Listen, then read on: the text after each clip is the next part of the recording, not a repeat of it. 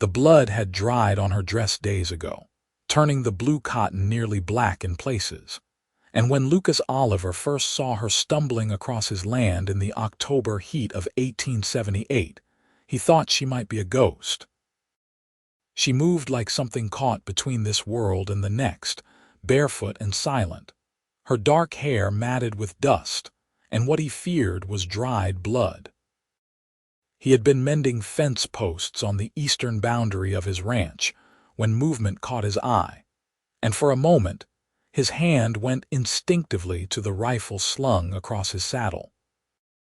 Raiders had been getting bolder lately, hitting homesteads and wagons along the trail to White Oaks, New Mexico, and a man alone learned to be cautious. But as she came closer, weaving slightly as though the earth itself was unsteady beneath her feet, Lucas realized she was no threat. She was young, maybe 20 or so, with features that spoke of both beauty and absolute devastation. Her eyes, when they finally lifted to his face, were the color of storm clouds, gray and turbulent and empty all at once. She did not speak. She did not ask for help. She simply stopped walking when she reached the shade of the cottonwood where his horse was tied. And then her knees buckled. Lucas caught her before she hit the ground, his strong arms encircling a frame so slight he could feel every bone through the ruined fabric of her dress. She weighed almost nothing, as though grief itself had hollowed her out from the inside. Her skin was hot to the touch, fevered from sun exposure and dehydration, and when he called out to her, asking her name, asking what had happened, she only stared at him with those terrible, empty eyes. He made a decision in that moment that would change the course of his life entirely. Lucas lifted her into his arms, settled her gently across his saddle, and rode hard for the ranch house that sat another 2 miles west. The fence could wait. Whatever horrors this woman had survived, they had left marks deeper than anything visible on her skin. And Lucas Oliver had seen enough death in his 30 years to recognize someone teetering on its edge. The ranch house was modest but well built, constructed of adobe and timber with a wide porch that caught the evening breeze. Lucas had built most of it himself after mustering out of the cavalry 5 years prior, seeking distance from the violence that had consumed too much of his youth. He raised cattle and horses, kept to himself mostly, and tried to forget the faces of men he had killed in service to causes that seemed increasingly hollow with each passing year. His only regular company was his dog, a graying mutt named Sergeant who barked frantically as Lucas carried the unconscious woman inside. He laid her on his own bed, the only real bed in the house, and set about trying to save her life. First water, just drops at a time on her cracked lips until she began to swallow reflexively. Then he carefully cleaned the dirt and blood from her face and hands with a dampened cloth, revealing skin that had once been fair but was now burned raw by the merciless sun. She had been walking for days, he realized. Maybe longer. Her feet were shredded, thorns and cactus spines embedded deep in the soles, and he spent the better part of an hour extracting them with tweezers and a steady hand that had learned patience in field hospitals during the war. Through it all, she remained silent. Her eyes would occasionally flutter open, registering his presence with neither fear nor gratitude, simply acknowledgement before closing again. Lucas had no idea what to do with such profound absence. He had seen men go hollow after battle, that 1,000-yard stare that meant something inside them had broken beyond repair. But this felt different somehow. This felt like someone who had made a conscious choice to retreat somewhere far away, somewhere pain could not follow. Night fell, and still she did not speak. Lucas made a thin broth from beef stock and managed to get most of it down her throat, her body responding to the nourishment even as her mind remained distant. He pulled a chair up beside the bed and sat watching her in the lamplight, this stranger who had stumbled into his solitary existence. She was beautiful, he realized, beneath the damage. High cheekbones and a delicate jaw, dark lashes that fanned against sun-reddened cheeks. Her hair, once he had carefully worked the worst of the tangles free, fell in long waves the color of coffee. "Who are you?" he asked quietly, not expecting an answer. "Where did you come from?" She turned her head slightly toward the sound of his voice but said nothing. Her eyes opened again, focusing on his face with an intensity that made something in his chest tighten. He saw intelligence there, and awareness, but also a wall so high and thick that he knew better than to try scaling it. She would speak when she was ready if she ever was. Until then, he would simply keep her alive. The first week passed in a strange, silent routine. Lucas would rise before dawn to tend the livestock, leaving water and food beside the bed for when she woke. She ate sparingly, mechanically, taking just enough to sustain herself.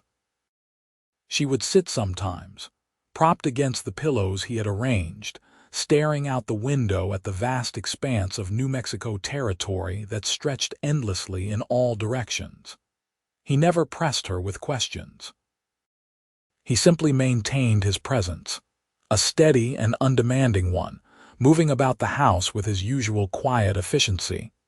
By the second week, she was strong enough to walk short distances. Lucas would find her sometimes standing on the porch, bare feet on the weathered boards, looking out toward the east. Always east. He began to piece together what must have happened. Raiders, almost certainly. They had been hitting wagon trains along the Santa Fe Trail, leaving carnage in their wake. Bodies left for the vultures, possessions scattered like so much trash.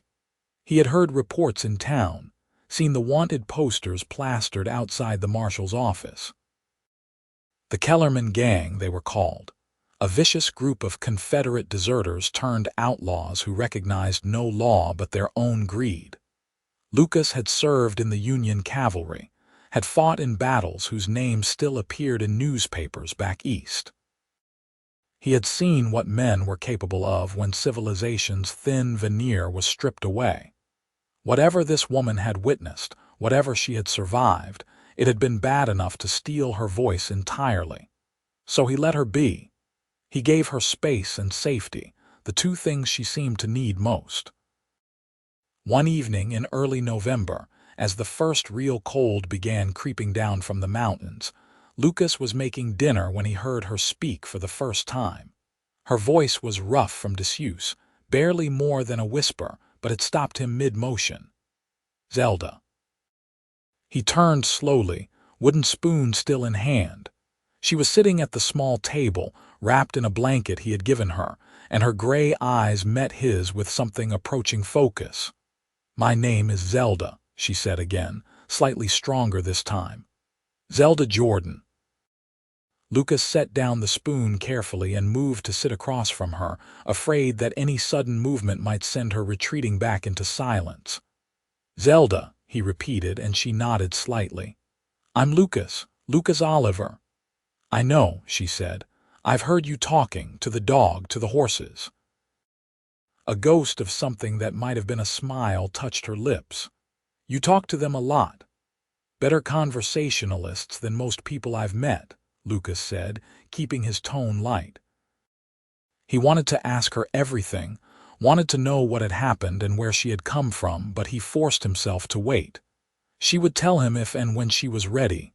Zelda's gaze drifted to the window, to the darkness beyond. "They killed everyone," she said flatly. "We were 3 days out from Santa Fe. 11 wagons, families mostly, heading west to California for new starts." She paused, her throat working. "They came at dawn. There were 12 of them, maybe more.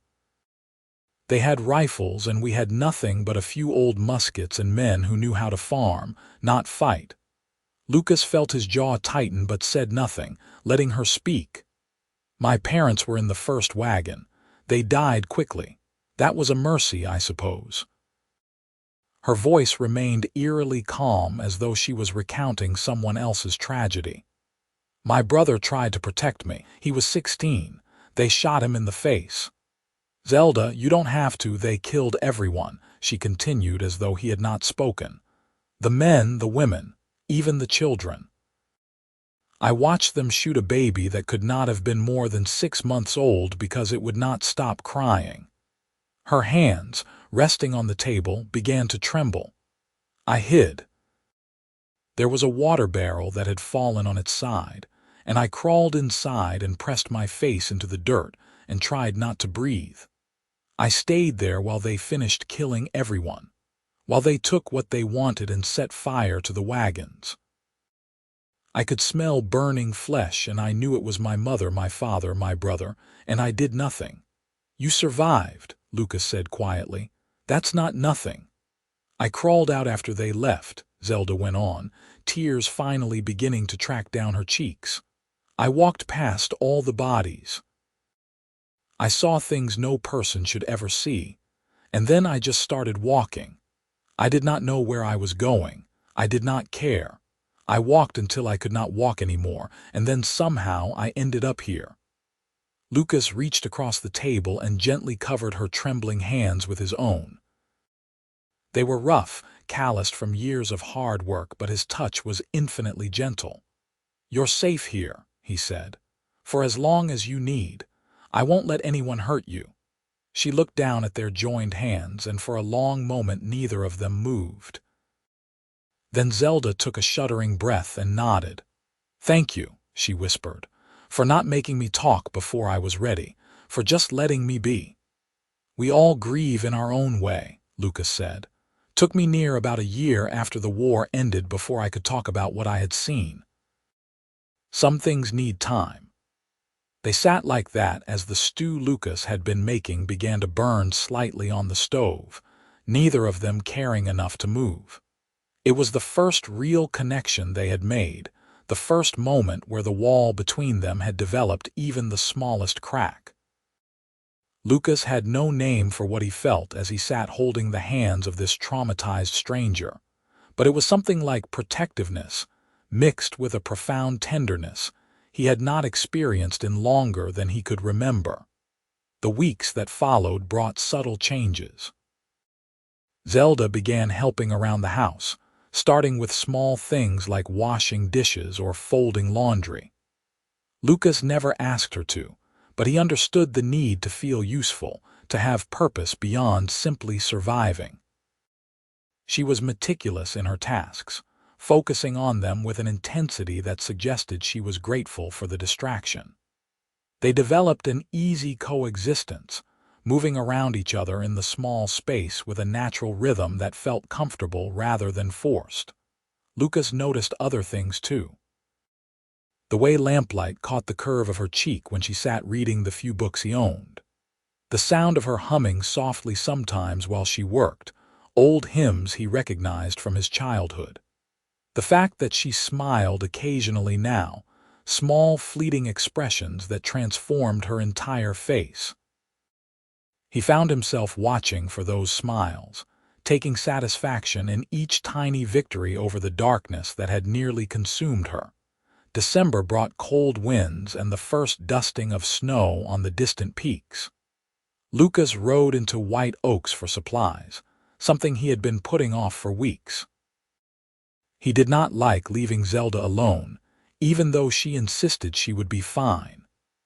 The town was small, just a collection of buildings clustered along the trail, but it served the scattered ranchers and miners who worked the surrounding territory. Lucas kept his head down as he loaded his wagon with flour, sugar, coffee, and other necessities. He was just finishing up when Marshal Tom Garrett approached.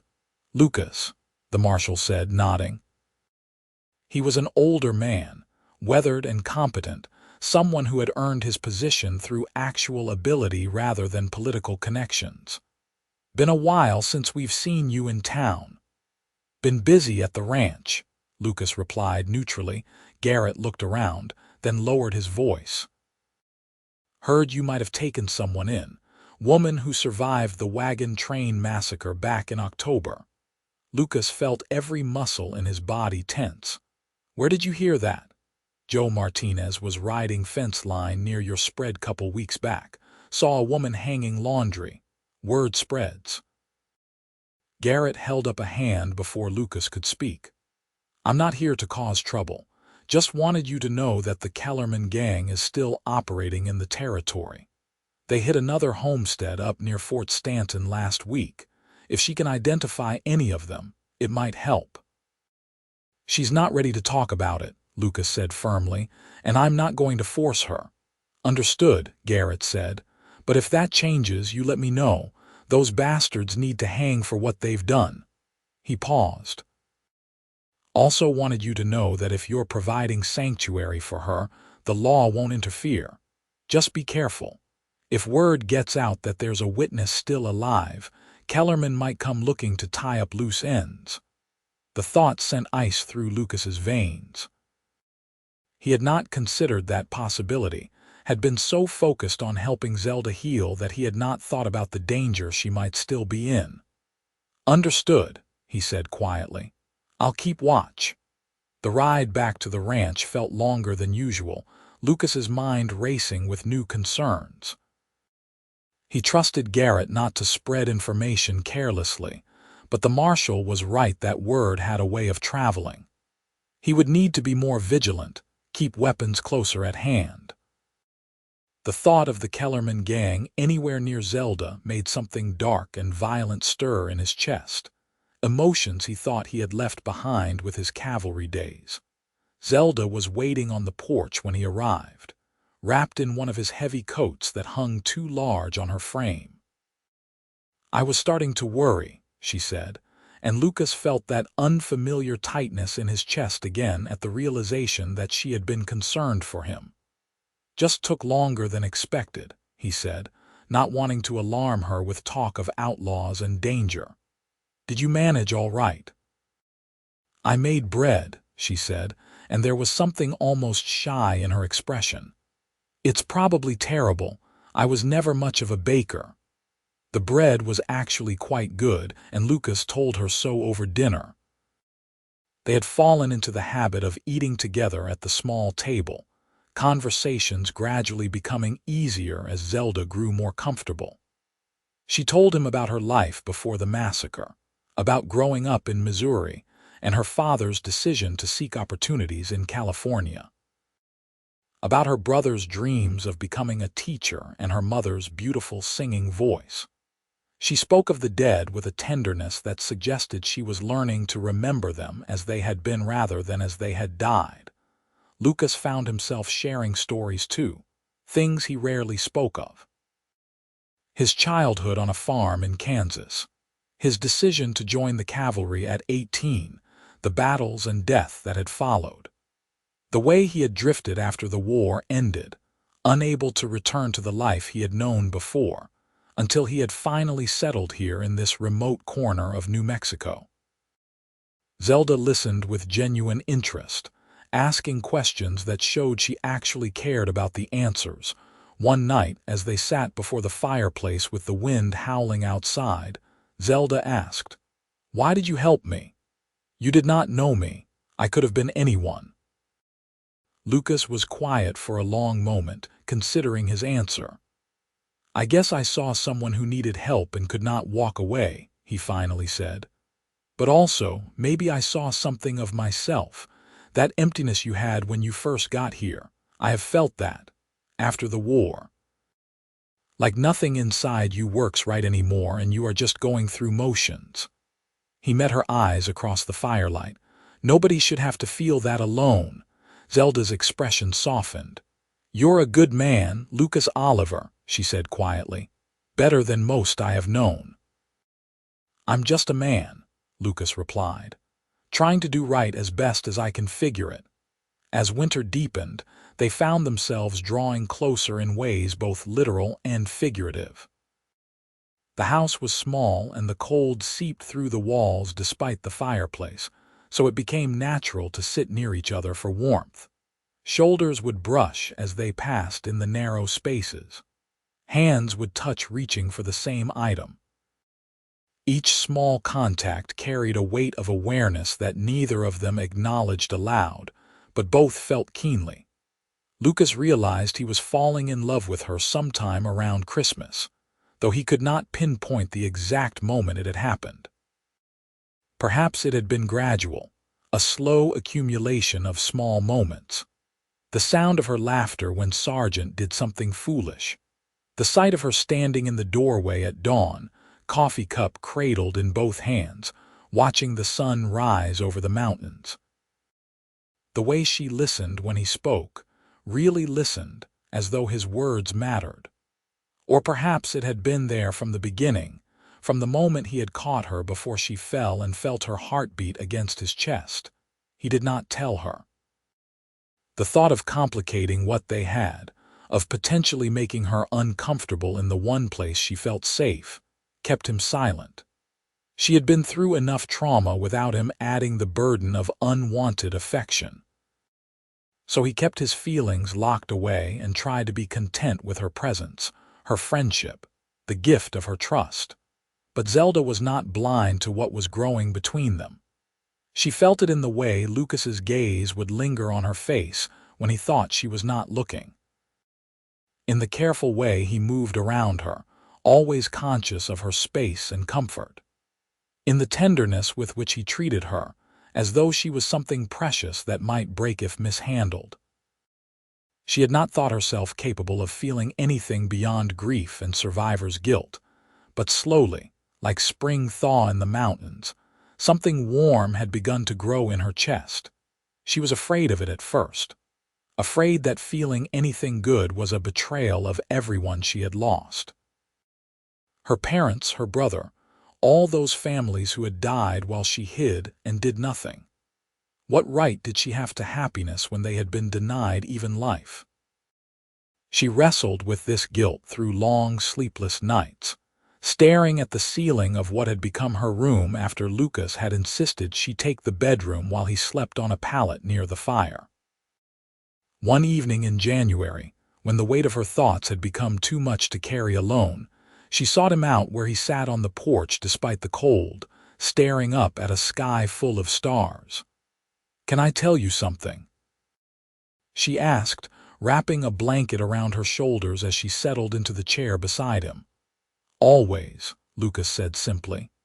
"I feel guilty," Zelda said, "for being alive, for being here with you, for the moments when I am actually happy and I forget just for a second about what happened." Her voice cracked. "How can I deserve this when they are all dead?" Lucas was quiet for a long moment, choosing his words carefully. "I used to feel that way after battles," he said. "I would see men I had served with get killed, good men with families waiting for them, and I would survive without a scratch. It ate at me, that guilt, made me feel like I owed something to the dead." He turned to look at her, his blue eyes serious in the starlight. "But a friend of mine, a chaplain, he told me something that helped. He said the dead do not want us to stop living. They want us to live enough for both them and ourselves. That the best way to honor them is to find joy, to build something good, to not let the evil that took them win by destroying us too." Zelda felt tears streaming down her cheeks. "I want to believe that." "Then believe it," Lucas said gently. "Your parents, your brother, they loved you. Do you think they would want you to spend the rest of your life punishing yourself for surviving?" "No," Zelda whispered. "No, they would want me to be happy." "Then let yourself be happy," Lucas said, "whatever that looks like for you." She looked at him for a long moment, this man who had saved her life and asked for nothing in return. This man who had given her space to grieve and held her when the nightmares came and made her feel safe in a world that had proven itself capable of unspeakable cruelty. And she realized that happiness for her looked like him. "Lucas," she said softly, and something in her tone made him go very still. "I need to tell you something." "All right," he said, though she could hear the tension in his voice. "I love you," Zelda said, the words simple and true. "I do not know when it happened or how, but I do. And I understand if you do not feel the same way if I am just a responsibility you took on. But I needed you to know."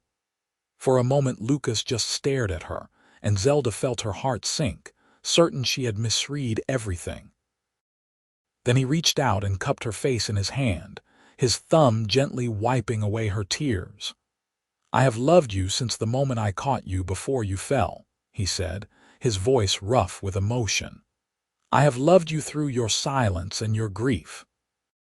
I have loved you watching you slowly come back to life.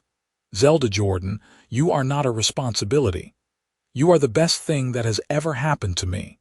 When he kissed her, it was gentle and careful, asking rather than demanding.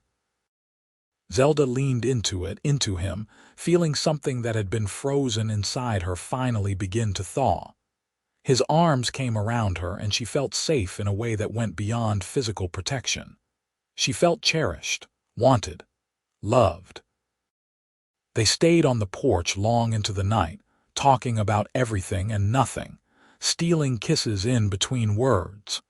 It felt like a new beginning, like the world had shifted on its axis and everything was suddenly full of possibility. The ghosts of the past would always be there, but they no longer had the power to dictate the future. The following weeks were a revelation. Lucas had been affectionate in his care before, but now that his feelings were acknowledged and returned, he became even more so. He would pull Zelda into his arms for no reason other than to hold her, would kiss her forehead as he passed, would sit with her in the evenings with her head on his shoulder and his hand playing with her hair. Physical affection came naturally to him, and Zelda found herself craving it, craving the reassurance of his touch and presence. They talked about the future, tentatively at first and then with growing confidence. Lucas wanted to expand the ranch, maybe hire some help so it was not all on him. Zelda spoke of wanting a garden come spring, vegetables and flowers both. They danced around the topic of marriage until finally, Lucas brought it up directly one morning over breakfast. "Zelda," he said, reaching across the table to take her hand. "I know we have not been courting long by traditional standards, but nothing about us has been traditional. I love you and I want to spend my life with you. Will you marry me?" Zelda felt her heart swell. "Yes," she said, laughing through sudden tears. "Yes, absolutely yes." They were married in February by a circuit preacher who came through White Oaks once a month. It was a simple ceremony attended only by Marshall Garrett and his wife as witnesses, but to Zelda, it was perfect. She wore a dress that Mrs.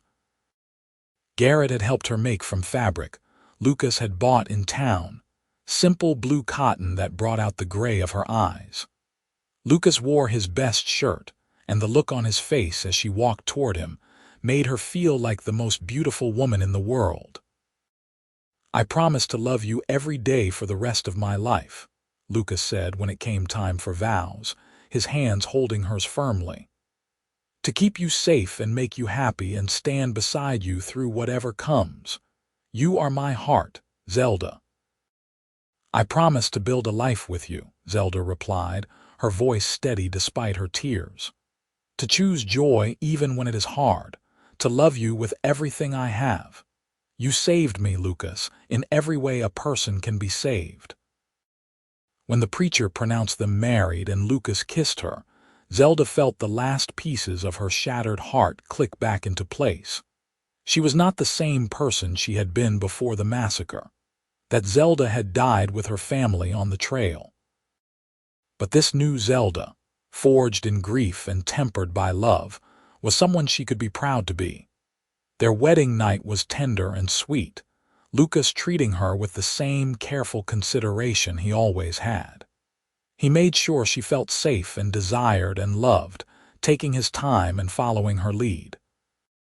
Afterward, lying wrapped in his arms in the darkness, Zelda felt a peace she had not known in months. This was home. Not the house or the land, but this man and the life they were building together. Spring came, and with it a renewal of the land. Zelda planted her garden, Lucas helping to break the ground and build raised beds.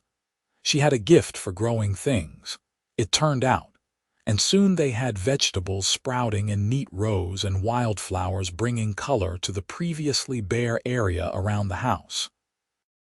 Lucas expanded his herd and hired 2 ranch hands, young men from town who needed work and proved themselves reliable.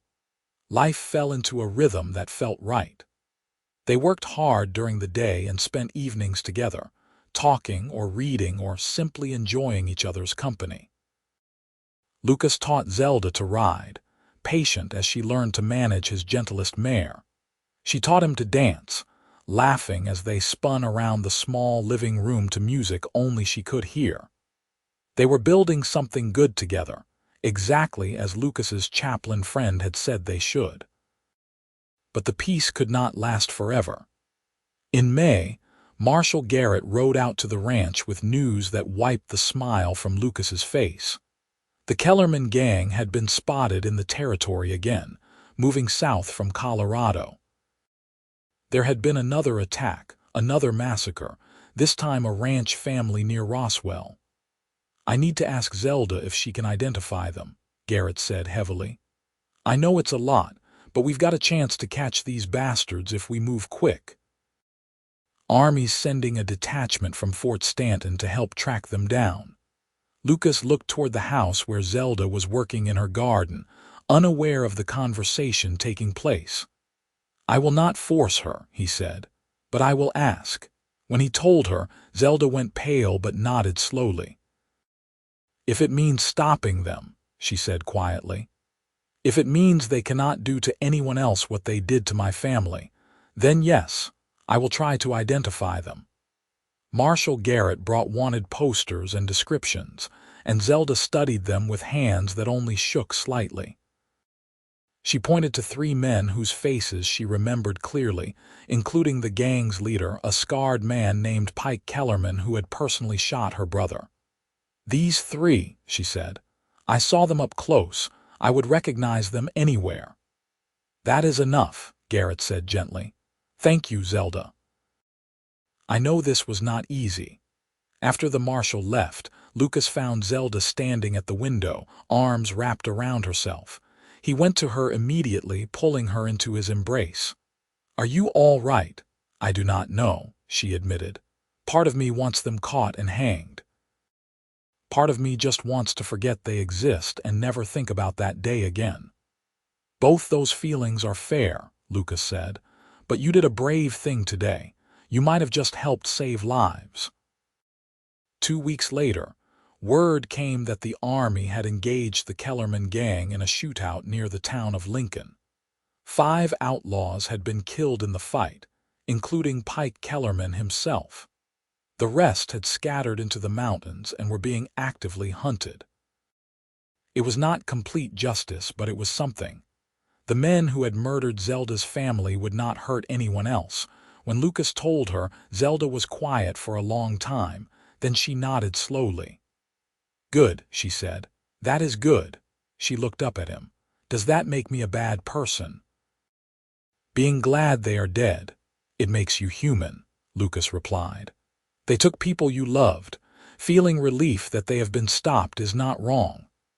That night, Zelda cried for the first time in months, deep, wrenching sobs that seemed to come from the very bottom of her soul.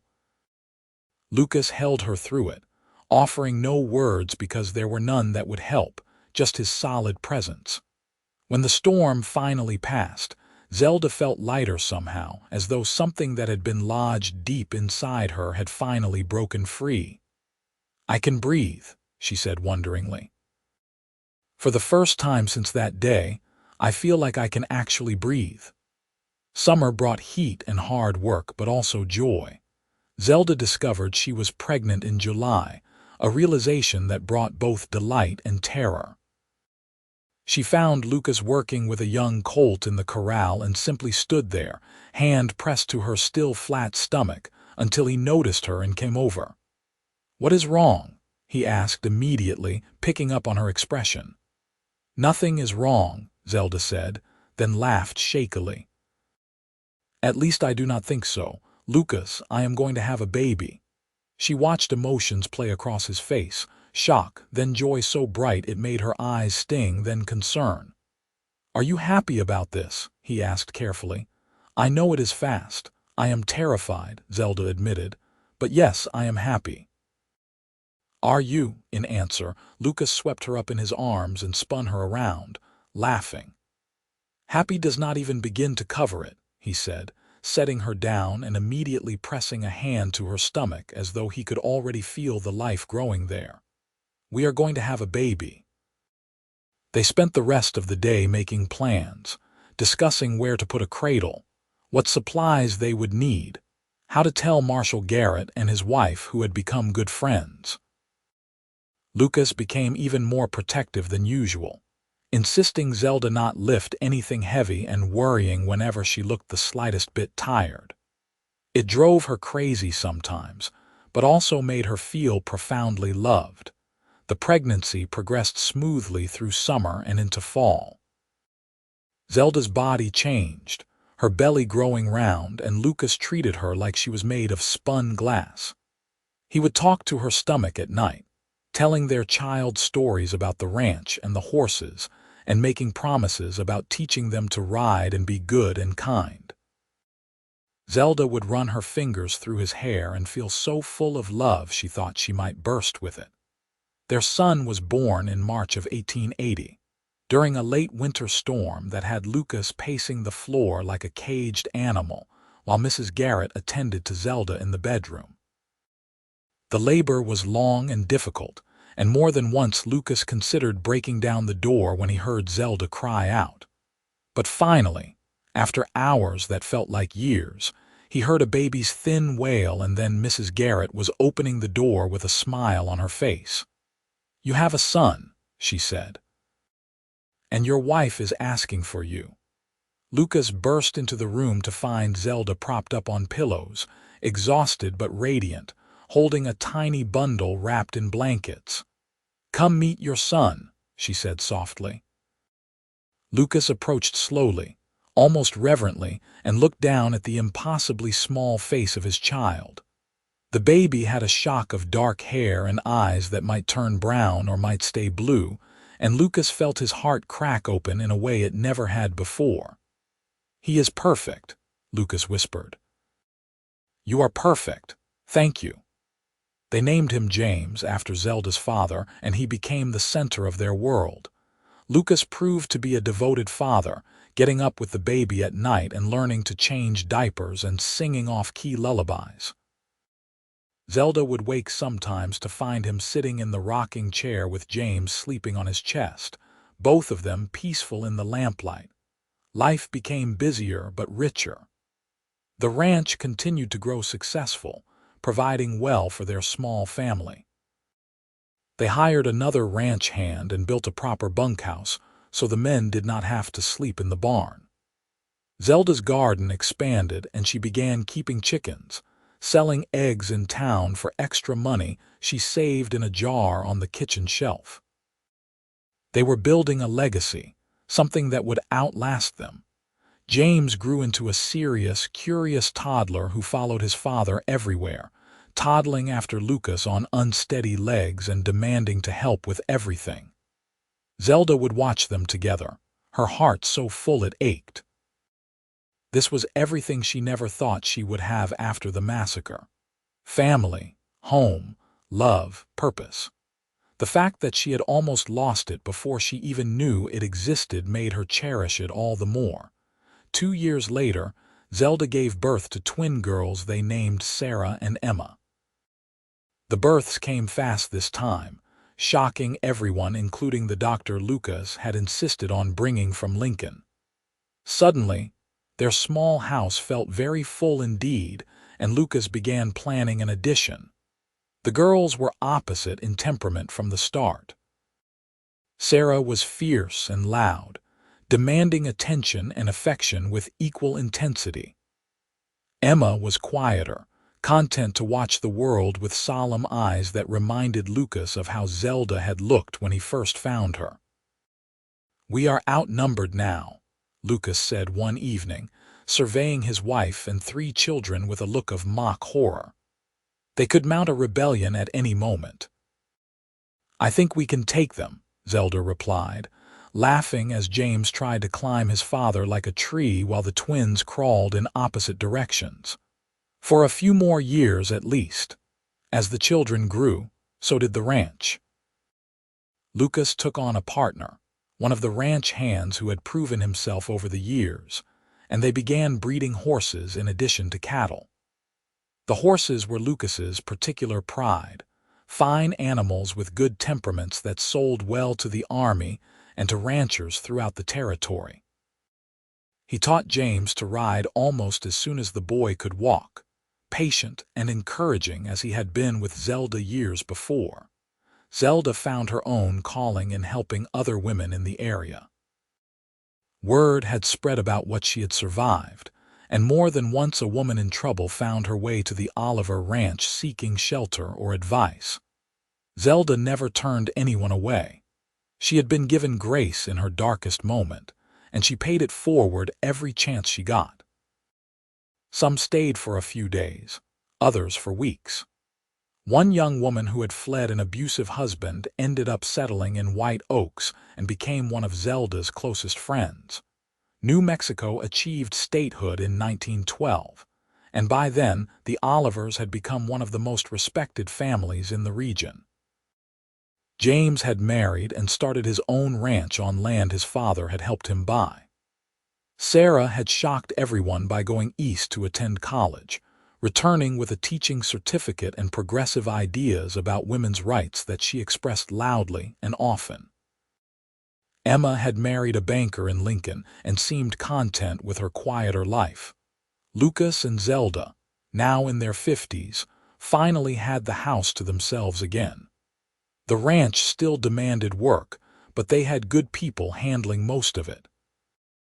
They spent their evenings on the porch they had expanded over the years, watching the sun set over land they had built a life on.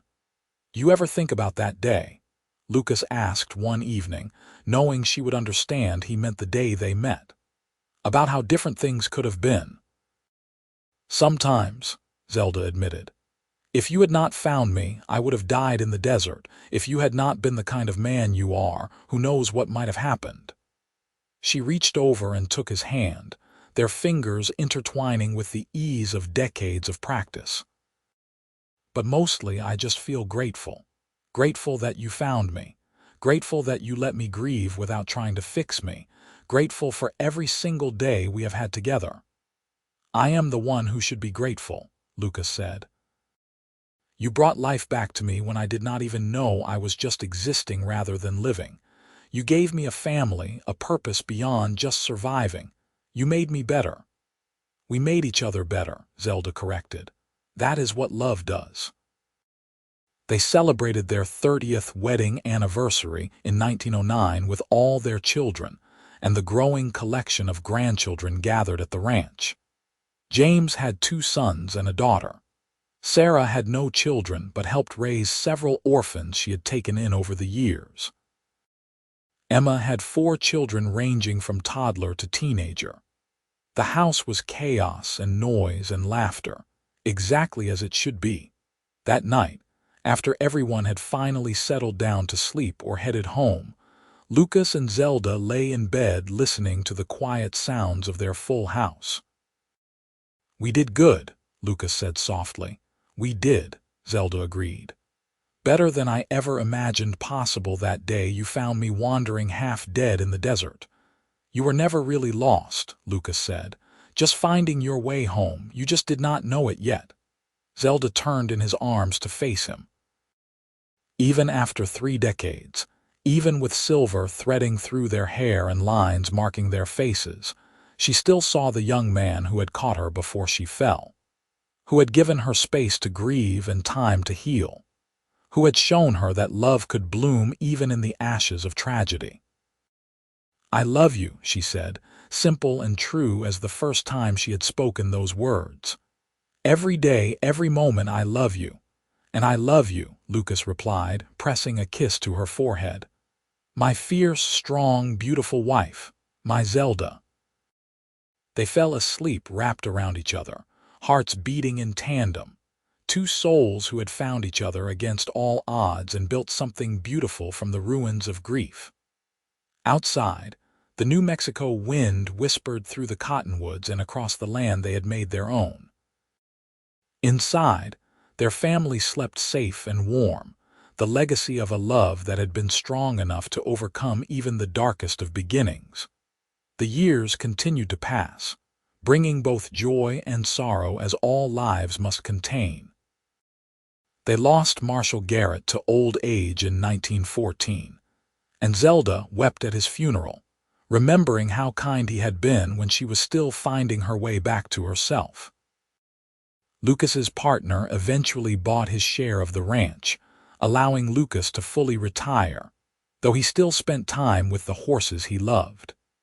Their children had their own struggles and triumphs, and Lucas and Zelda supported them through all of it. James expanded his ranch and became known throughout the territory as a fair man and a skilled rancher. Sarah opened a school for girls in White Oaks and became something of a local legend, fighting for women's suffrage and education rights until women finally got the vote. Emma raised her children with grace and patience, and her house was always open to anyone who needed a meal or a place to stay. In 1918, the Spanish flu swept through the region as it did the world. The Oliver family was hit hard. They lost one of James's sons, a bright boy of 15 who had dreamed of becoming a doctor. Emma's youngest daughter nearly died but pulled through after weeks of desperate nursing. Sarah, working tirelessly to help the sick in town, caught it herself and was bedridden for a month before recovering. Through it all, Lucas and Zelda held their family together. They opened their home to whichever children and grandchildren needed a safe place. Zelda nursed the sick with the same fierce determination she brought to everything. Lucas kept the ranch running and made sure everyone had what they needed. It was a dark time, but they survived it together, as they had survived everything else. When the flu finally passed and life began returning to normal, they gathered what remained of their family for a meal that felt more sacred than celebratory. They had lost people they loved. They had been tested, but they were still standing, still together, and that meant something. "To family," Lucas said, raising his glass. "To those we have lost and those still here. To love that endures." "To love," everyone echoed, and Zelda felt tears stream down her face as she looked around at all these people who existed because she and Lucas had chosen each other all those years ago. Lucas retired fully in 1920, selling the ranch to James for a price far below its worth, keeping only the original house and a few acres surrounding it. They spent their days quietly now, tending Zelda's garden and reading and watching their grandchildren and great-grandchildren grow. They had built a good life, a meaningful one, and they were content. One evening in early autumn of 1922, they sat on their porch watching the sun set in brilliant shades of orange and pink. Zelda's head rested on Lucas's shoulder, his arm around her waist, and neither spoke for a long while. "Do you remember what I told you that first night?" Lucas finally said. "That you were safe here for as long as you needed." "I remember everything about those first days," Zelda replied. "Every kindness, every patient moment, every time you let me just be." "Did you ever imagine it would turn into this?" Lucas gestured broadly at the land, the house, the life they had built. 44 years of marriage, 3 children, 9 grandchildren, 4 great-grandchildren and counting. "No," Zelda said honestly. "That day you found me, I was not thinking about any kind of future. I was barely surviving the present. But you gave me reasons to keep going. First just your kindness, then your friendship, then your love, and before I knew it, I had a whole life again." "We built it together," Lucas said. "Every piece of it." "Yes," Zelda agreed. "Together, always together." They sat in comfortable silence as darkness fell and stars began appearing overhead, the same stars that had watched over them that night on the porch when Zelda had first spoken of her love. The same stars that had shone on their wedding day and the births of their children and every important moment in between. The stars bore witness to their love, constant and enduring. Lucas died in his sleep in the winter of 1925, at the age of 77. He simply did not wake up one morning, passing peacefully from life into whatever came next. Zelda woke to find him still and quiet beside her, and while grief hit her like a physical blow, she also felt a strange sense of gratitude. He had not suffered. He had not declined into illness or pain. He had simply lived fully until the very end, and then let go. The funeral was huge, attended by seemingly everyone in the county. Lucas had been respected and loved, a man who treated everyone fairly and helped his neighbors without being asked. The stories people told about him made Zelda cry and smile in equal measure. This was the man she had loved. Good, kind, decent to his core. She was so grateful she had gotten to spend her life beside him. After the funeral, after all the visitors had left, and her children had reluctantly returned to their own homes, Zelda sat alone in the house that had been her sanctuary for nearly 47 years. She expected to feel lost, bereft, unable to imagine life without Lucas. And she did feel all those things. But she also felt something else. She felt the presence of his love, woven into every board and stone of this place. She felt held by all the years they had shared, all the memories they had made. She would grieve him. She would miss him every single day for whatever time she had left. But she would not dishonor his memory by giving up. He had taught her to choose life even in the face of loss. He had shown her that love was worth the pain of eventual parting. So she would keep going, for him and for their family and for herself. Zelda lived another 7 years after Lucas died. She stayed in the house surrounded by family who checked on her daily. She taught her great-grandchildren to garden and told them stories about their grandfather and about surviving the unsurvivable. She watched the world change around her, automobiles becoming common and airplanes flying overhead, and marveled at how far they had all come from those early days in the wild frontier. She died in her sleep in the spring of 1932, at the age of 73, in the same bed where she had given birth to her children, and where Lucas had breathed his last. James found her the next morning, and he said later that she looked peaceful, even happy, as though she had welcomed whatever came next. They buried her beside Lucas in the small cemetery at White Oaks, under a cottonwood tree that had been there since the town's founding. The headstone was simple. Zelda Jordan Oliver, 1858–1932, beloved wife, mother, and friend. Next to it was Lucas's. Lucas Oliver, 1848–1925, beloved husband, father, and friend. In death as in life, they remained side by side. Their children and grandchildren and great-grandchildren kept the story alive, passing it down through generations. The story of how Lucas had found Zelda wandering after the massacre and had taken her in. How he had let her grieve in peace without demanding anything from her. How love had grown from that foundation of kindness and respect. How they had built a family and a legacy from the ashes of tragedy. The original house still stood decades later, maintained by descendants who recognized its importance. Visitors would come sometimes, drawn by the romantic story of the cowboy and the survivor who had found each other against all odds. They would stand in the small living room where Lucas and Zelda had danced. Walk through the garden where Zelda had coaxed life from dry desert soil. Sit on the porch where two broken people had slowly become whole again together. The story became somewhat legendary in the area, embellished over time as all stories are, but the core remained true.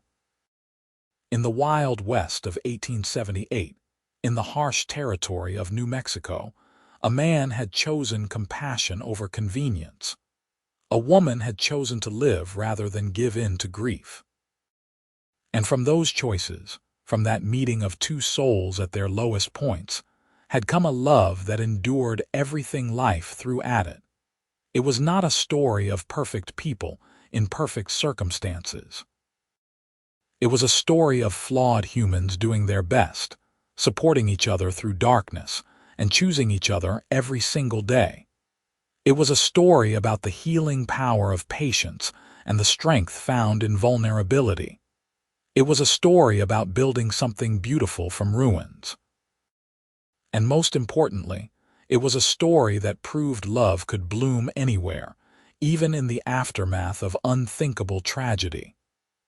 That kindness given freely could change the course of a life. That two people, each carrying their own scars and sorrows, could find in each other not just comfort but completion. Lucas and Zelda Oliver lived and loved and left behind a legacy that extended far beyond their years. They showed everyone who knew them that surviving was not the same as living, and that choosing to truly live, to love deeply, to build and create and nurture, was the bravest thing a person could do. Their story endured because it was, at its core, a story of hope.